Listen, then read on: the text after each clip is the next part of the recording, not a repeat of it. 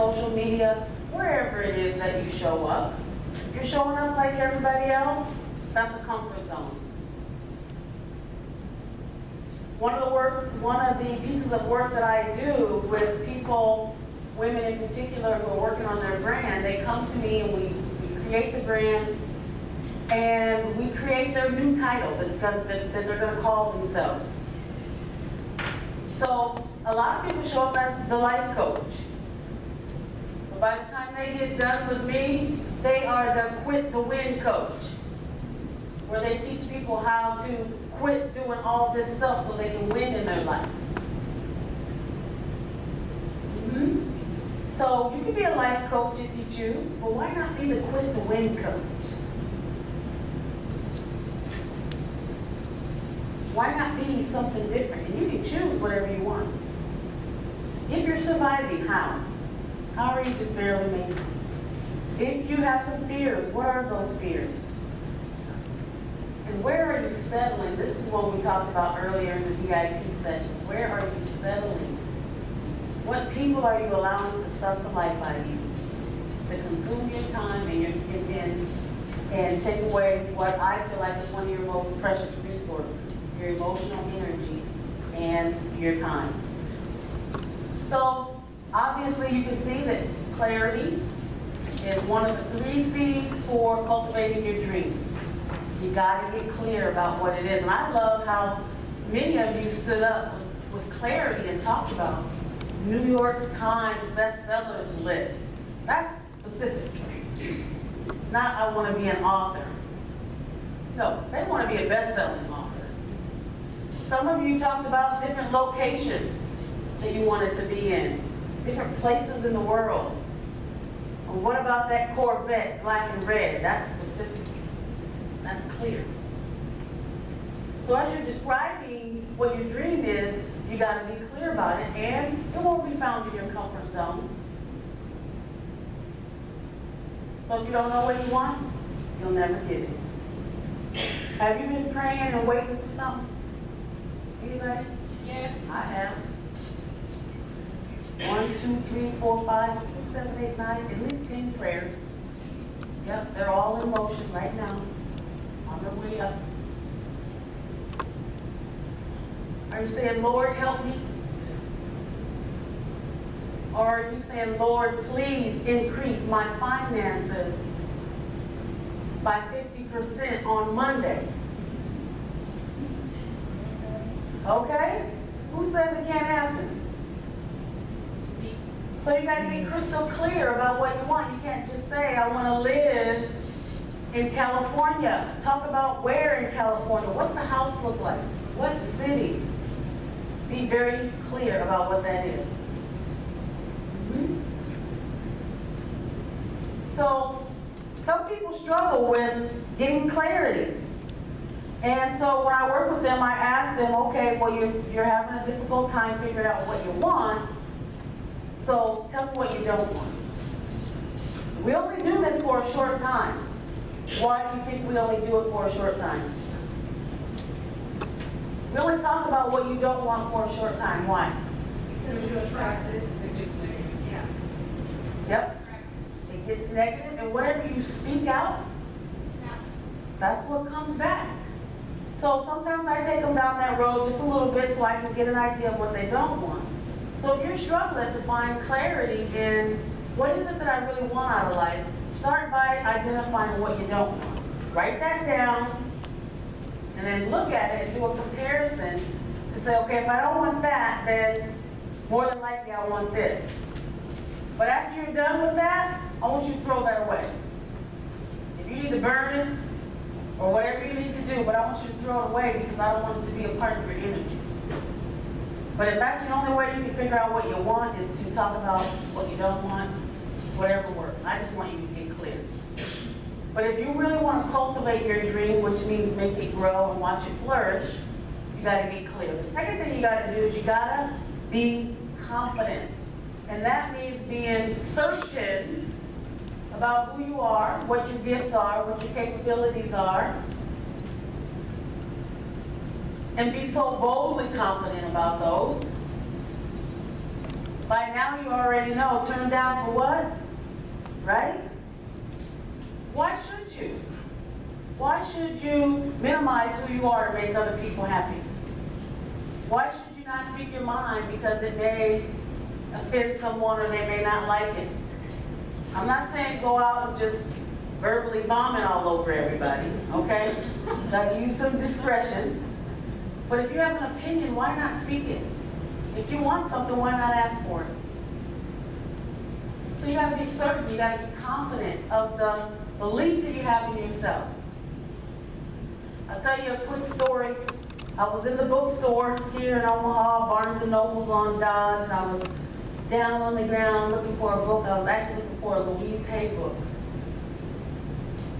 And here's the aisle, here's the books, and I'm kneeling down on the bottom shelf looking for a book, and all I see is 2 feet standing there, like somebody's standing there.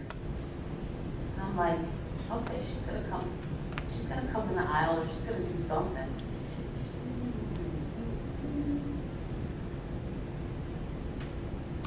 She's still standing there, and she ain't moving. So I look up and I say, hey, how you doing? She didn't say a word. And then I got scared. How you doing? Oh. Hey, how you doing? Oh, okay. Am I in your way? Do you need to get by? You want to look at books down here? I'm trying to case this thing out, figure out what's wrong with this lady, maybe. And she's standing at me, looking at me like this. I said, you all right? The therapist in me kicked in. You okay? Yeah. Oh, I'm sorry. Don't mind me. I'm just thinking about my book. Oh, what book are you looking for? Oh, I'm looking for the Louise Hay book. Oh, me too. I actually found it. It's right here. And then I knelt down, got a couple copies. And so she's holding her book, and we're both looking at the book and checking out the cover, and she's not really moving, and I'm doing my thing. So, you like the book? Oh yeah, I've been looking for this book, and it's a great book, and I need to get another copy, and blah, blah, blah, blah. And I said, you know what, let me just stop. I gotta ask, is everything all right? Are you okay? Because some of your behavior is a little odd. I'm feeling uncomfortable. It's strange to me. And she said, I don't know how to describe it, but I said, first of all, I saw your feet standing over here, and you weren't moving. What was that all about? And I'm really saying it like this, because I just say what I want to say. And she said, Catrice, I felt your energy before I turned into the aisle. She said she could feel my presence before she turned into the aisle where I was. And when she saw me, she said there was light around me and it startled her. And all she could do is just kind of stand there and look. We went on to have a conversation. Some of that kind of made me a little bit uncomfortable, but I knew what she meant. Okay? So we went on, we had a conversation, and that day I had on a breast cancer awareness shirt that said believe with a pink ribbon on it. And we started talking about a dream, and I was telling her my dream. And she said, you know what? Your dream's not going to come to pass. And I was like, okay, now we about to get going on a whole nother subject. You about to make me mad, because my dream is coming to pass. And she said, it's going to happen. But I can tell you why it ain't happening right now. Because that shirt you're wearing, you don't believe it. She said, you say it with your mouth, but you don't really believe it. And as hard as that was for me to hear, she was right. I was giving lip service to it. I was up here believing it, but I didn't know if I really believed that big dream in here. She said, when you start believing it, it'll happen. It's not going to happen today. So you got to believe it before you see it. You got to be convicted on a deep cellular level. How many of you believe in God? And if you don't, that's okay. What if I told you he wasn't real? What if I told you we've been brainwashed and he doesn't exist?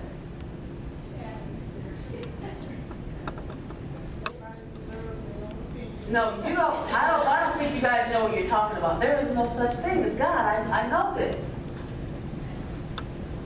I would start giving all the examples of why I know this. Huh. I know that help. Yeah? You know what he's done for you. Yeah. Are you convicted about that? You believe that? So I can't change your mind. I can't come and show you a new book or tell you some new parables or stories. I can't show you how maybe I can walk on water too. None of that is going to convince you. Because you're convicted. That's exactly how you got to feel about your dream. If somebody comes to you and tells you that you can't do it, you can't have it, you don't got enough money, nobody's going to buy the book, nobody's going to come and hear you speak, whatever it is, you got to be convicted just that same way. And once you get convicted like that, yeah, you may have some trials and tribulations and fears and blocks, but that dream is going to happen. It's coming to pass, no matter what. So you got to get from up here about your dream and get in here, into every fiber of who you are. That you live it, you breathe it, you sleep it, you eat it, you think it, all the time. So, one day somebody's going to say, I saw Catrice Jackson speaking in Omaha, Nebraska. Wow, guess what? She's on the New York Times bestsellers list. That's going to happen. The people who didn't want to come, possibly today, to be a part of this event because maybe they didn't think it was significant enough, one day they're going to wish they could get a ticket to a Catriceology event that may cost $1,500, $2,000. Man, I should have saw her when she was small babies. Right? And you can't be distracted by those kind of people. You cannot let those people detour your destiny. Because there's always going to be somebody who says, oh, that's just Catrice, I can see her anytime. I'm going over here. Or, oh, she doesn't really do anything real significant in the community. I'm going over here where the big dogs play. All that stuff is going to happen on whatever level. You got to be convicted. And guess what? What? Some of the biggest naysayers, roadblockers, family. Yes. Can I get an amen? Yeah, we talked earlier today about how do you put them on the outside of the parameter so that they don't steal your joy and steal your dream. You gotta do it. Guess who called me at 8:30 this morning and said, good luck on your event? My son. Yes. 22, not too busy to forget about his mom. And at the end of the day, I know who's inside my house. And I know who's on the curb.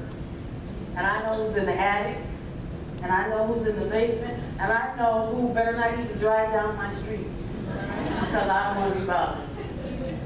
You got to do it. You got to do it. Yep, you got to do it. So you got to believe that you deserve it. You guys think that you got a deserve level or a deserve thermostat? Yes. Oh, yeah. What do you really deserve? I deserve Yeah. Yes.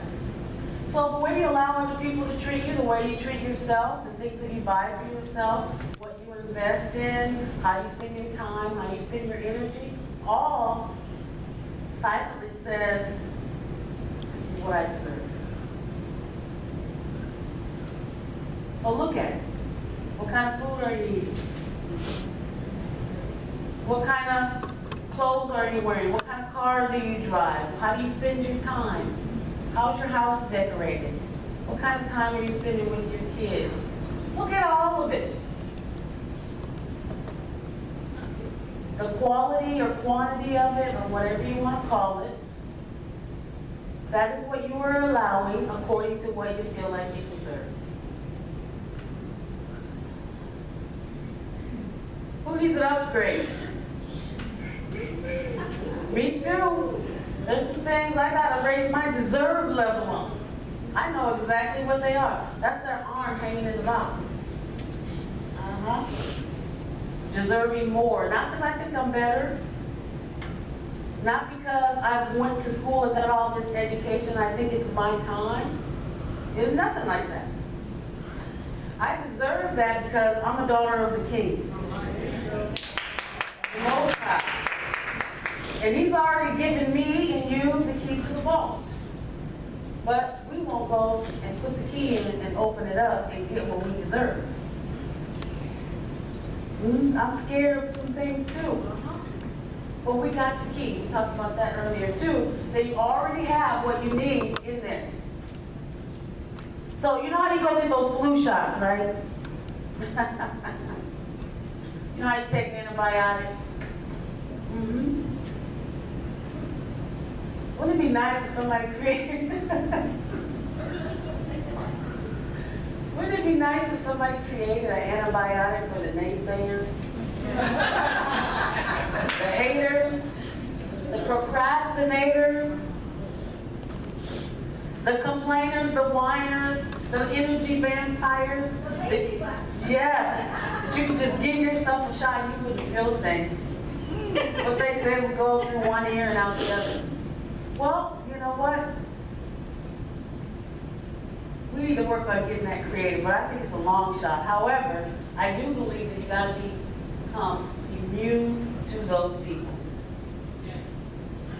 And each one of you, you're going to do it different. Patty, is it? Yeah, you talked a little bit earlier about your way of dealing with people like that in your life. And I think what you shared was that you knew in that moment that you couldn't just cut them off, but you knew that you needed to spend less time with them. And there's people in our lives we can't cut off, like wives, husbands, daughters, kids, husbands. Maybe we can't just cut them off, but we can put them on the curb. And we might have to put them in the attic or in the basement. I'm just saying. You do what you want to do with it. Okay. The final C, courage. Courage means to act in spite of knowing or fear. To act in spite of knowing or fear. So to act in spite of knowing means someone who wants to become an entrepreneur quits their job and they have no idea where that money's coming from. That's courage. Because you don't know. Unless you go into some kind of business where there's a little more tangible product, so you've got something physical you can go sell. That makes it a little easier, but still, if you don't get up and do the work, you're not going to sell that either. So imagine an entrepreneur like myself, who I sell intellectual property. What I sell you can't see other than my books. So my mentoring and my coaching and my speaking, it's all in here. You can't see it, you can't touch it. And can you imagine how hard that is to sell that? So for you people who want to be speakers, coaches, mentors, you got to figure out how to sell it so people will pay for it. And it's not an easy thing to do, but it is possible. So to act in spite of knowing or fear, and the rewards are in the risk. Who's done something risky, risque, that has rewards to it? Share that with us. What have you done? Okay. What was the reward? Just the euphoria of it. It was something that I always wanted to do and actually wanted to do it as a career when I was younger. I almost had my grandmother.